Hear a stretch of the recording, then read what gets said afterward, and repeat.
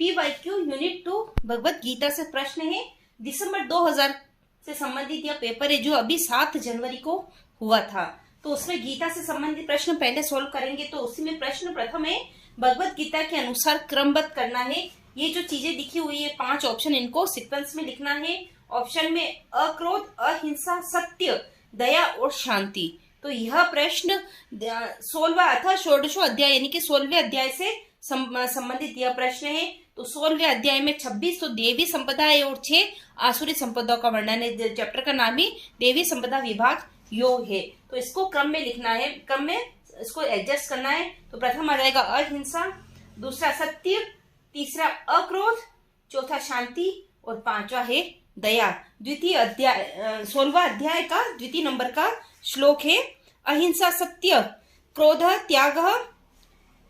त्याग शांति पेशु नमः दया भुवित भूतेश्य लोलुत्पह मार्दम ही परिचापलम।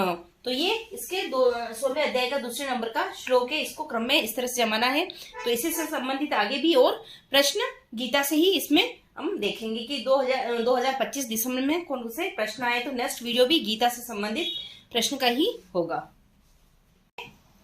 भगवत गीता के अनुसार क्रमबद्ध करना है। आजकल सभी श्लोकों को क्रमबद्ध करने के लिए ज्यादा प्रश्न आ रहे हैं कि श्लोक दे देंगे, उसको आपको क्रम में या सीक्वेंस में उसको लिखना है। तो ऑप्शन में ये है सौम्यत्व, मन प्रसाद, मौन और भाव शुद्धि और आत्म विनिग्रह। तो यह सबसे पहले तो कहाँ से आया है? यह 17वां अध्याय श्रद्धा त्रय विभाग योग, श्रद्धा त्रय विभाग योग का 16वें नंबर का श्लोक से संबंधित यह प्रश्न है। पहले तो प्रश्न किस अध्याय से आया ये हमको पता होना चाहिए, उसके बाद में ये प्रश्न को हम सोल्व कर पाएंगे। तो श्रद्धा त्रय विभाग योग 17वां, उससे संबंधित 16वें श्लोक से यह संबंधित है। इसको क्रम में लिखना है। तो ये मन संबंधित तत्व को बताया गया है। तो उसको क्रम में लिखने के लिए सबसे पहले राइट सीधा आंसर लिखा है मैंने, मन प्रसाद, दूसरा सौम्यत्व, तीसरा मौन, चौथा आत्म विनिग्रह और 5वां है भाव शुद्धि। तो इसका राइट आंसर हो जाएगा पहला बी, फिर ए, फिर सी, फिर ई और डी। तो इसका राइट आंसर बी, ए, सी, ई, डी। पहला बी मन प्रसाद, फिर दूसरा सौम्यत्व, तीसरा मौन, सी, फिर ई आत्म विनिग्रह और लास्ट में हो जाएगा भाव शुद्धि यानी कि ये 5वां डी। तो इसका राइट आंसर, इसको श्लोक को इसी तरह से इसमें बताया गया है कि मन प्रसाद सौम्यत्व मौन आत्म विनिग्रह भाव शुद्धि तपो मन समुच्यते है। तो इसका राइट आंसर 16वें अध्याय में आपको इसका पूरा राइट आंसर मिल जाएगा। और यहाँ पर मैंने लिख दिया है ये इसका राइट आंसर, मन को शुद्ध करने के ये मन संबंधी तत्व को यहाँ पर बताया गया है। तो भगवत गीता बीजी यानी भगवत गीता के अनुसार कौन सी पद्धति गुरु शिष्य के मध्य शिक्षा प्राप्त करने की नहीं है? कौन सा प्रोसेस जो उस श्लोक में वर्णन नहीं है उसको बताना है। तो ऑप्शन में है प्रणिपात, परिप्रश्न, ज्ञान विनिमय और सेवा। तो इसका राइट आंसर हो जाएगा ज्ञान विनिमय, ये इसका राइट आंसर। इसका इसमें वर्णन नहीं आता है। चौथे अध्याय का 34 श्लोक में इसका वर्णन आ जाता है। परिपात, परिप्रश्न और सेवा के माध्यम से हमें गुरु के पास जाकर शिक्षा प्राप्त करनी है। इसमें ऐसे बताया गया है कि उस 34वें नंबर का श्लोक कहता है तद्विति प्रणिपातेन परिप्रश्नेन सेवयः उपदेक्ष्यन्ति ते ज्ञानः ज्ञानेनस्त तत्वदर्शिनम्।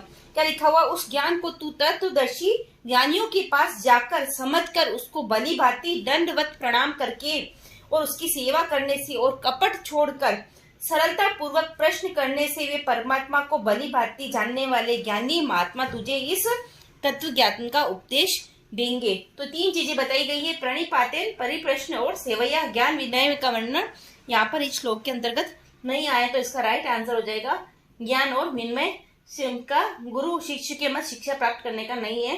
तो ये तीसरा सी इसका राइट आंसर। जबकि प्रणिपात, परिप्रश्न और सेवा तीनों का वर्णन इस श्लोक में अंतर्गत करना है। प्रश्न चौथा भोजन के बारे में है। गीता में जो भोजन बताया गया है सात्विक, राजसिक, तामसिक आहार और योगियों के लिए वर्जित आहार, योगियों के लिए ग्राह आहार, उसका वर्णन है। यहाँ पर मिलान करना है। तो इसका सीधा मैंने आंसर लिख दिया है। ऑप्शन में ये है योगियों के लिए वर्जित आहार। योगियों के लिए कौन सा भोजन वर्जित बताया गया है, नहीं खाने योग्य। तो उत्कर्ष शाक में हरी सब्जी योगियों के लिए वर्जित बताई गई है। फिर आ जाता है योगियों के लिए ग्राह्य आहार, योगी के लिए सही आहार कौन सी है, स्निग्ध आहार का वर्णन आता है। फिर आ जाता है सी सात्विक आहार। सात्विक आहार कैसा होना चाहिए, सात्विक आहार की क्वालिटी रस युक्त सात्विक आहार होना चाहिए। इसका वर्णन 17वें अध्याय में आया है। 17वें अध्याय के 8वां, 9वां और 10वां श्लोक आहार के बारे में ही संपूर्ण विवरण है। रासिक आहार जो तीक्ष्ण आहार की विशेषता है, रासिक आहार तीक्ष्ण आहार होता है, तो इसकी क्वालिटीज ये बताई गई है। तो ये आहार से संबंधित पूरा प्रश्न गीता से है। ये आपको दो जो ऊपर के हैं ये अपने कहीं भी किसी भी ग्रंथ में मिल जाएंगे, हर ग्रंथों में भी मिल जाएंगे। योगियों के लिए उत्कर्ष शाक को वर्जित बताया गया और योगियों के लिए ग्राह्य या स्निग्ध सुमधुर आहार की बात की गई है। तो ये आहार का संपूर्ण प्रश्न था। फिर प्रश्न आ जाता है प्रश्न 5, सर्व संकल्प सन्यासी कौन है? ऑप्शन में है योगारूढ़, आरुरुक्षु, युजान और प्राथमिक। तो यह प्रश्न 6ठे अध्याय से आया है। 6ठा अध्याय का आत्मसंयम योग, आत्मसंयम योग या ध्यान योग, आत्मसंयम योग नाम है इसका। तो वहां से ये प्रश्न आए तो इसका आंसर हो जाएगा योगारूढ़। योग पे आरूढ़ व्यक्ति ही सर्व संकल्प सन्यासी यानी सभी संकल्पों का अभाव करने वाला हो जाता है और निष्काम भाव से कर्म करने की ओर अग्रसर हो जाता है। तो इसका राइट आंसर हो जाएगा योगारूढ़। 6ठे अध्याय का 4था और 5वें नंबर के श्लोक में इसका वर्णन आ जाता है। 6ठे अध्याय के 4थे और 5वें श्लोक में इसका वर्णन योगारूढ़ व्यक्ति सर्व संकल्प सन्यासी सभी संकल्पों का अभाव करने वाला योगारूढ़ व्यक्ति होता है। तो राइट आंसर योगारूढ़। 6ठा है मिलान करना है, देवी संपदा, आसुरी संपदा, नरक का द्वार और तामस। तो इसका राइट आंसर सीधा ये है, देवी संपदा सोच यानी शुद्धि से संबंधित है, आसुरी संपदा अज्ञान से संबंधित है, नरक के द्वार बताए गए हैं वो काम से संबंधित है और तमस मंत्रहीन से संबंधित है। तो यह प्रश्न देवी संपदा 16वां अध्याय से संबंधित है, देवी संपदा योग। ये प्रश्न 6ठा हुआ जिसका आंसर 16वें अध्याय के अंतर्गत पूरा बताया गया है। प्रश्न 7, सात्विक पुरुष के प्रिय आहार है। सात्विक पुरुष को कौन से प्रिय आहार पसंद होते हैं? तो प्रश्न है ऑप्शन है A B C D E, 5 option दिए, उनमें से 3 ऑप्शन सेलेक्ट करने हैं। तो मन को प्रिय लगने वाले, लवण युक्त, चिकनाई युक्त, रस रहित और रस युक्त। तो राइट आंसर हो जाएगा ए सी ई, मन को प्रिय लगने वाले, चिकनाई युक्त और रस युक्त। ये प्रश्न सात्विक पुरुष को प्रिय आहार के अंतर्गत आ जाता है, जहां पर आहार के बारे में बताया गया है 17वें अध्याय के अंदर। सात्विक, रासिक और तामसिक आहार के अंतर्गत इसका वर्णन आता है। ये प्रश्न 16वें अध्याय से है, देवी संपदा विभाग योग, और ये 17वें अध्याय से है। 17वां अध्याय श्रद्धात्रयी विभाग योग। PYQ दिसंबर 2025 भगवत गीता से संबंधित प्रश्न है। प्रश्न संख्या 8, इससे पूर्व वाले वीडियोस में हम 7 प्रश्न कर चुके हैं, जो आप उसको प्ले लिस्ट में जाकर देख सकते हैं। तो प्रश्न इस प्रकार से है, आत्मा से आत्मा में ही संतुष्ट रहने वाला कौन है? आत्मा से आत्मा में ही संतुष्ट रहने वाला कौन है? ऑप्शन है आत्मज्ञान, योगी, स्थित प्रज्ञ और ज्ञानी। इसका राइट आंसर हो जाएगा स्थित प्रज्ञ। ये स्थित प्रज्ञ व्यक्ति की क्वालिटीज बताई गई है। यह प्रश्न 2nd अध्याय, गीता जी का 2nd अध्याय, सांख्य योग या ज्ञान योग, दोनों एक ही चीज है। योग के 55 नंबर के श्लोक में बताई गई है। दूसरे अध्याय के 55 के श्लोक में इसकी बात की गई है। श्लोक में कहा गया है कि जिस काल में वह पुरुष मन में स्थित अपनी संपूर्ण कामनाओं का भली भांति त्याग कर देता है, जो मनुष्य अपनी संपूर्ण कामनाओं की इच्छाओं का त्याग कर देता है और आत्मा से आत्मा में ही संतुष्ट रहता है, उस काल में वह स्थित प्रज्ञ कहा जाता है। तो 55 नंबर श्लोक में इसकी पूरी व्याख्या की गई है, स्थित प्रज्ञ व्यक्ति की क्वालिटीज बताई गई। तो राइट आंसर हो जाएगा तीसरा, स्थित प्रज्ञ व्यक्ति ही आत्मा से आत्मा में संतुष्ट रहने वाला होता है। तो ये गीता जी से संपूर्ण प्रश्न 8 प्रश्न जो आए थे दिसंबर 2025 के कंप्लीट हुए। अब जो प्रश्न आएंगे वो हमारे मुख्य उपनिषद और योग वशिष्ठ से संबंधित प्रश्न होंगे। तो इसी के लिए आप उसको प्लेलिस्ट में जाकर देख सकते हैं, सारे वीडियोज या सारे प्रश्न। PYQ दिसंबर 2025 उपनिषद से प्रश्न है। यह प्रश्न उपनिषद मुख्य उपनिषद से और ये योग उपनिषद से है। श्वेताश्वर उपनिषद हमारे नेट के सिलेबस में योग उपनिषद में शामिल होता है। तो प्रश्न प्रथम इस प्रकार से है, तैत्तिरीय उपनिषद के अनुसार भृगु के पिता कौन है? भृगु ऋषि के पिता कौन है? ऑप्शन में वारुणी, वरुण, इंद्र और प्रजापति। इसका राइट आंसर हो जाएगा वरुण ऋषि। वरुण ऋषि ही भृगु के पिता है। यह भृगुवल्ली में इसका प्रश्न आता है। भृगुवल्ली तीसरी वल्ली है। ये तैत्तिरीय उपनिषद की तीसरी वल्ली भृगुवल्ली के अंतर्गत इसका प्रथम अनुवाक में ही इसका वर्णन आ जाता है। प्रश्न दूसरा है, श्वेताश्वर उपनिषद के अनुसार ध्यान योगी आसन में शरीर के कितने भाग का उन्नत रखे? ध्यान योगी आसन में शरीर के कितने भाग का उन्नत रखे? 4, 3, 1 और 5। इसका राइट आंसर हो जाएगा 3। श्वेताश्वर उपनिषद के सेकंड अध्याय का 8वें नंबर के मंत्र में यह बात की गई है कि ध्यान योगी सिर, वक्ष, ध्यान योगी आसन का अभ्यास करे। उस बुद्धिमान साधक को चाहिए कि सिर, गले और छाती को ऊंचा उठाए रखे। तो 3 अपने शरीर के 3 अंगों की बात की है। ध्यान योगी आसन में शरीर को कितने भाग का उन्नत करे? तो 3 में हो गया सिर, गला और छाती। सिर, गला और छाती, 3 अंग की बात की गई है श्वेताश्वर उपनिषद में। तो यह सेकंड अध्याय के 8वें नंबर के मंत्र में यह वर्णन आ जाता है। तो प्रश्न 3, इससे पूर्व हम 2 प्रश्न कर चुके हैं। कठोपनिषद में मंत्र को क्रमबद्ध करना, जो ये मंत्र दिया गया है उसको सीक्वेंस में क्रमबद्ध करना है, उसको लिखना है। ऑप्शन में है बुद्धि तु सारथी विधि आत्मन रथि विद्धि मन प्रज्ञ च शरीर रथ में च। तो इसका राइट आंसर हो जाएगा तीसरा आत्मन रथि विद्धि, तीसरा, फिर 5वां शरीर प्रथमेव च, फिर पहला बुद्धि तु सारथी, फिर सेकंड विधि यानी कि समझो तुम उसको, और चौथा हो जाएगा मन प्रज्ञेय च। तो ये वाला जो मंत्र है पहले अध्याय की तृतीय वल्ली के तीसरे नंबर के मंत्र में इसका वर्णन आ जाता है। पहले अध्याय की तृतीय वल्ली के तीसरे नंबर के मंत्र में इसका वर्णन आ जाता है। इसके अंतर्गत शरीर को रथ माना है, आत्मा रथ का स्वामी है और बुद्धि सारथी और मन लगाम है। तो यह इसी मंत्र से कई बार प्रश्न पहले भी पूछे जा चुके हैं। तो वेरी वेरी इंपोर्टेंट ये वाला मंत्र पूरा।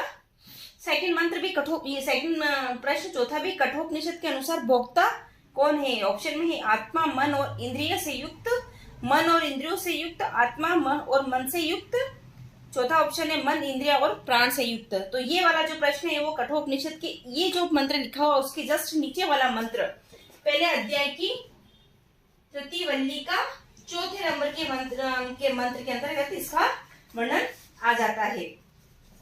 आत्म इंद्रिय तो युक्त, क्या लिखा हुआ है? शरीर, इंद्रिय और मन इसके साथ रहने वाला जीवात्मा ही भोक्ता होता है। तो आत्मा, मन और इंद्रियों से युक्त इसमें अंदर जो जीवात्मा है वही भोक्ता है। तो राइट आंसर हो जाएगा इसका पहला। दोनों प्रश्न कठोपनिषद से तीसरे मंत्र से, और ये उसी के नीचे लिखा हुआ मंत्र चौथे मंत्र से यह प्रश्न आया है। तो 2 प्रश्न कठोपनिषद से इस बार पूछे गए हैं। 5वां प्रश्न इस प्रकार से, तैत्तिरीय उपनिषद के अनुसार कौन सा कोश मानव अस्तित्व के कायिक क्षेत्र से संबंधित है? कौन सा कोश मानव अस्तित्व कायिक यानी कि काया, जिसको हम काया बोलते हैं, उससे संबंधित है? तो प्रश्न ऑप्शन में है अन्नमय कोश, प्राणमय कोश, मनोमय कोश और आनंदमय कोश। तो इसका राइट आंसर हो जाएगा जो हमारी काया, हमारी फिजिकल बॉडी, बाहरी बॉडी है, वो अन्नमय कोश है। हमारा शरीर पूरे 5 कोश में बटा हुआ है। प्रथम आ जाता है अन्नमय कोश, फिर इसके अंदर आ जाता है प्राणमयी कोश जो प्राणों से पूर्ण होता है, फिर इसके अंतर्गत आ जाता है मनोमय कोश, फिर इसके अंतर्गत आ जाता है जो विज्ञानमय कोश जो ज्ञान से परिपूर्ण होता है, और सबसे अंदर आ जाता है आनंदमय कोश। तो ये हमारा शरीर 5 कोश के बना होता है। अन्नमय कोश, प्राणमय कोश, मनोमय, विज्ञानमय और आनंदमय। जो बाहरी वाला कोश जो दिखने वाला हमारा स्थूल शरीर है वो अन्न से परिपूर्ण होता है। पृथ्वी पर अन्न उगते हैं, वापस ये पृथ्वी में ही मिल जाता है। जब हम मरते हैं तो हमारा शरीर संपूर्ण पृथ्वी में ही मिल जाता है। तो अन्नमय कोश यह इसको काय क्षेत्र से संबंधित है, तो ये राइट आंसर हो जाएगा इसका अन्नमय कोश, जो अन्न से पूर्ण बनता है, जो अन्न से परिपूर्ण होता है, तो अन्नमय कोश इसका राइट आंसर हो गया। प्रश्न 5 इससे पूर्व कर चुके हैं हम, और ये प्रश्न छठा है। तो छठा कथन और कारण वाला प्रश्न है। ये बताना होता है कि जो कथन कहा गया है उसकी व्याख्या हो रही नहीं हो रही है साथ में। तो प्रश्न छठा कथन ये है, प्राण अन्नमय कोश है, उसका कारण बता दिया है। फिर अन्नमय कोश अन्न से उत्पन्न होता है, अन्न में प्राण है। तो ऑप्शन में दिया गया है दोनों ए और आर सत्य है, आर ए की सही व्याख्या है, जबकि यहाँ पर प्राण अन्नमय कोश है, जबकि ऐसा नहीं होता है। ऑप्शन ऊपर वाला गलत है, नीचे वाला राइट है। इसमें दोनों बता दिए और उसकी सही व्याख्या नहीं है। सेकंड है, दोनों ए और आर सत्य है, लेकिन आर ए की सही व्याख्या नहीं है। तो ये भी गलत है कि दोनों सही नहीं है, एक राइट है और एक ये गलत है और ये राइट है। तीसरा है, ए सत्य है और आर असत्य है, जबकि ऐसा नहीं है, यहाँ पर उल्टा बोल दिया, ए असत्य है और आर सत्य है। चौथा है, ए असत्य है और आर सत्य है। तो ये जो प्राण अन्नमय कोश है ये उल्टा बोल रहे हैं। यहाँ पर अन्नमय कोश के अंतर्गत प्राणमय कोश होता है, और प्राणमय कोश प्राण से पूर्ण होता है। उसकी वापस व्याख्या की गई, अन्नमय कोश अन्न से उत्पन्न होता है और अन्न के अंतर्गत प्राण है। इससे पूर्व वाले प्रश्न में भी यही प्रश्न था। अन्नमय कोश सबसे बाहर का कोश होता है, उसके अंतर्गत प्राणमय कोश, फिर मनोमय कोश, फिर विज्ञानमय कोश, अंत में आनंदमय कोश होता है। तो सबसे ऊपर वाला कोश होता है वो अन्नमय कोश, उसके अंतर्गत प्राणमय कोश होता है। तो इसका राइट आंसर हो जाएगा ये वाला ऊपर वाला असत्य है और आर सत्य है। तो ये सत्य है, ये गलत है। तो फोर्थ ऑप्शन इसका राइट आंसर हो जाएगा। मांडुक्य उपनिषद से संबंधित यह प्रश्न है, इसमें मिलान करना है। चेतना की 4 अवस्थाओं से संबंधित हमेशा प्रश्न पूछा जाता है, तो इस बार का प्रश्न है यहाँ से मिलान करना है। चेतना की 4 अवस्था और उनके 4 चरण बताए गए हैं यहाँ पर।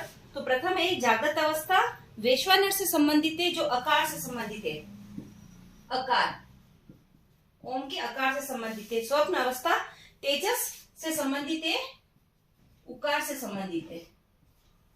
सुषुप्त अवस्था को प्राज्ञ कहा गया है, उसका चरण प्राज्ञ है, और ये मकार से संबंधित है। अमात्र या सुषुप्त तुर्यावस्था, अमात्र ये चतुर्थ अवस्था हो गई, इसको पूर्ण ओम कहा गया है। तो इसके साथ में ये मिलान मैंने कर दिया है। जागृत अवस्था वैश्वानर कहा गया है, स्वप्न अवस्था को तेजस, सुषुप्त अवस्था को प्राज्ञ, और अमात्र पूर्ण ओम यह चतुर्थ अवस्था हो गई है। तो ये प्रश्न मांडुक्य उपनिषद से हमेशा पूछा जाता है, हमेशा रिपीटेड प्रश्न है ये प्रश्न। तो ये उपनिषद से संबंधित प्रश्न हुए। इससे पूर्व सारे प्रश्न में भगवत गीता और उपनिषद से संबंधित प्रश्न करवा चुकी हूँ। टोटल 7 प्रश्न ये उपनिषदों से आए थे और 8 प्रश्न गीता से थे, भगवत गीता से थे। योग वशिष्ठ से एक भी प्रश्न नहीं आया था, योग वशिष्ठ से कोई प्रश्न नहीं आया था दिसंबर 2025 से। तो ये वाला पूरा संपूर्ण वीडियो इसी यूनिट 2 का वीडियो बनाकर मैं यूट्यूब पर डाल दूंगी, जिससे आपको पूरा कंफर्म हो जाए कि कौन कौन से प्रश्न यूनिट 2 से आए। तो आप पूरा वीडियो जाकर उसको देखिएगा। धन्यवाद।